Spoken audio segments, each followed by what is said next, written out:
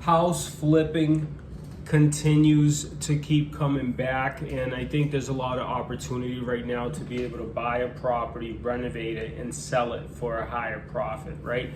The only thing about house flipping that you really should consider is a lot of times the TV shows make it look a little easier than it is. It's really time consuming most of the time. Sometimes the projects take a little bit longer than you think, and a lot of times you have to come out of pocket because you didn't budget properly, or you just didn't see the things that would come up in a renovation, right? Certain things you just don't see coming, especially when dealing with the city and pulling the permits and different things like that. It has the highest chance of risk, right? Meaning you could lose your money, but it also has a very good chance of positive gain, right? We just flipped a house. We made crazy money in just under 2 months, in and out. It was a nice, easy project. The most important thing when flipping a house to remember is you really make your money when you buy the real estate, right? So you always want to make sure you buy it right.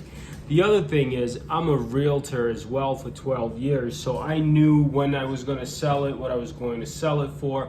So the thing that I know very well is the market. So when you're flipping a house, you really have to know the market that you're flipping it in. When is your time frame of being done?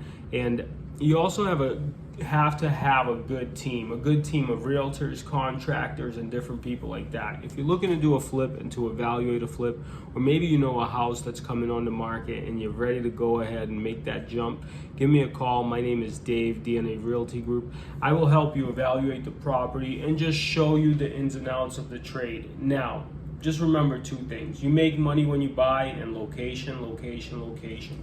If you really focus on those 2 things, you should be able to find good deals and evaluate them pretty well. And obviously you want to try to do it as fast as possible, first of all, to be able to sell in the same market that you bought in, right? So always look for great deals. Always make sure that when you're flipping, you have a little extra cash put away, just so you don't get stuck in a project that with unexpected things that you didn't see coming.